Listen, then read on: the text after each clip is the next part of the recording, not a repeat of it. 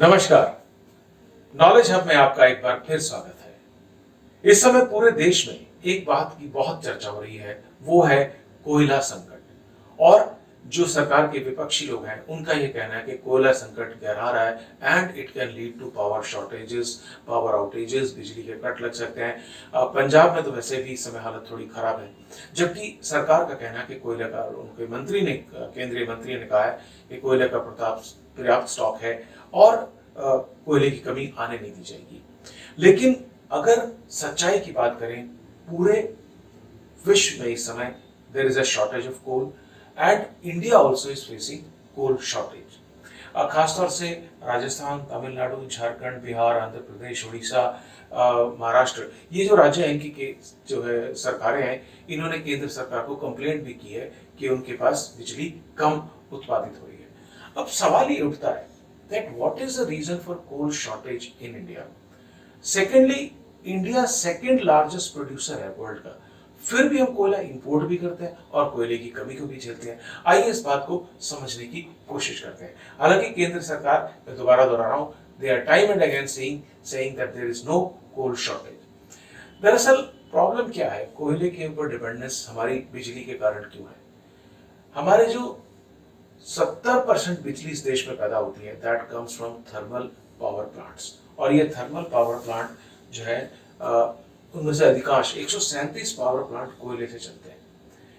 और 7 अक्टूबर तक जो है कि 7 अक्टूबर की जो स्टॉक की स्थिति थी, वो 72 पावर प्लांट में सिर्फ 3 दिन का कोयला बचा है। 50 प्लांट्स में 4 दिन से भी कम का कोयला बचा है। Now you need to understand that if we are so heavily dependent on coal for production of electricity, तो पहले कुछ लोग ये भी जानना चाहते हैं कि बिजली से कोयले से बिजली बनती कैसे। बड़ी क्यूरियोसिटी है लोगों को। देखिए, जो कोयला माइनिंग होके आता है उसको बहुत छोटे छोटे टुकड़ों में बारीक करके लगभग पाउडर बना देते हैं। Then this coal is used to heat water in boiler. उस बॉयलर से जो स्टीम निकलती है, बहुत हाई प्रेशर स्टीम निकलती है, उससे टरबाइन घुमाए जाते हैं।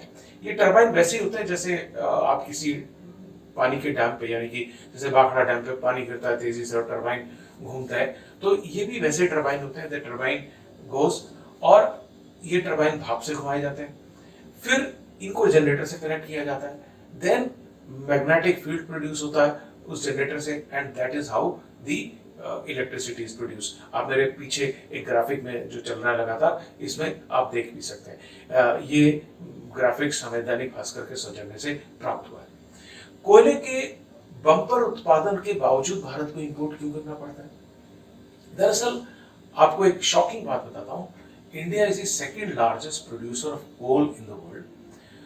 ग्लोबल एनर्जी स्टैटिस्टिकल ईयरबुक 2021 के मुताबिक कोयला उत्पादन सबसे ज्यादा चीन में होता है। वर्ष में 3,743 मिलियन टन कोयले का उत्पादन चीन करता है। भारत 779 टन मिलियन कोयले का उत्पादन करता है। बट फिर भी 20 से 25% जो कोयला है वो हमें अपनी जरूरत के लिए बाहर से इंपोर्ट करना पड़ता है। The simple reason behind that is कि जो हमारा कोयला है, जो हमारे यहाँ प्रोड्यूस होता है, उसकी क्वालिटी उतनी अच्छी नहीं है, उसकी कैलोरीफिक वैल्यू अच्छी नहीं है। दरअसल कैलोरीफिक वैल्यू का क्या मतलब है? 1 किलो कोयला जलाने के बाद जितनी ऊर्जा पैदा होती है, कोयले की क्वालिटी उतनी ही बढ़िया होती है। तो भारतीय जो कोयला है उसमें राख ज्यादा निकलती है, गर्मी कम निकलती है।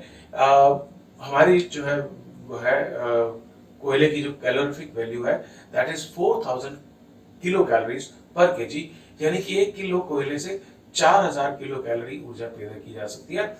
जबकि इंडोनेशिया और दक्षिण अफ्रीका का जो कोयला है, that produces around 5 to 6000 kilo, जो कि भारत का मैंने आपको ऑलरेडी फिगर बता दिया। तो इसमें मॉइस्चर कंटेंट भी भारत वाले में ज्यादा होता है, इसलिए कोयला जब भारत का जलाया जाता है उससे धुआं भी ज्यादा पैदा होता है, गर्मी ज्यादा होती है। दरअसल कोयले की कमी हो क्यों हुई है? देखिए, because of corona economic activity stop हो गई थी। अब धीरे धीरे इंडस्ट्रियल प्रोडक्शन, जैसे हम देख रहे हैं, सेंसेक्स बहुत अच्छा चल रहा है, निफ्टी बहुत अच्छा चल रहा है।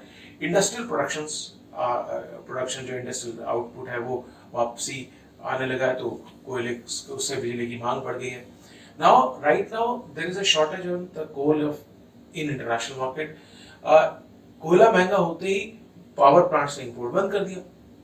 और सारा का सारा लोड आ गया कोल इंडिया पर। अब कोल इंडिया में जो है, भारत में 80% उत्पादन कोयले का कोल इंडिया करती है। अब now since we are not able to import and everything is dependent on the country, ऊपर से क्या मानसून के कारण हमारी खदानों में अभी भी पानी भरा हुआ है, that is why also the production is less. अब जो है इस कारण से ये सारे फैक्टर्स मिलाकर कोयले की शॉर्टेज हो गई है। लेकिन कोयला मंत्रालय ने ये कहा है कि प्लांट्स की आपूर्ति के लिए we have enough stocks. Number one, they are saying that 4 दिन पहले की बात है कि 72 लाख टन कोयला उनके पास था जो 4 दिन के लिए प्राप्त है, एंड कोल इंडिया के पास 400 लाख टन का स्टॉक है which will be shortly supplies to the power plants.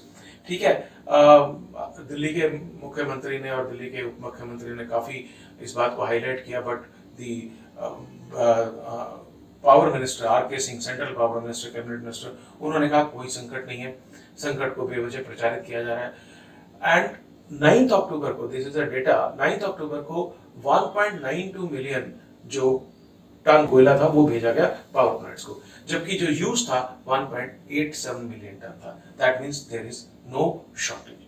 तो ये सारी चीजें हैं, तो हम इस बात को मानते हैं और समझते हैं, और मैं जहां तक समझता हूं 2 चीजों का हमें यहां से भारतीयों को सबक लेना होगा। Number 1, we have to reduce our dependence on coal, जो हम बिजली पैदा करने के लिए कोयले पे इतना अधिक डिपेंडेंट है। दैट इज व्हाई जब सोलर पावर की बात होती है, सोलर एनर्जी की बात होती है, तो उसके ऊपर हमें ध्यान देना चाहिए। Alternative, because India is a sun rich country, यहाँ पे सोलर पावर पूरे साल पैदा की जा सकती है। सेकेंडली, आप खुद अपनी आदतें बदलिए।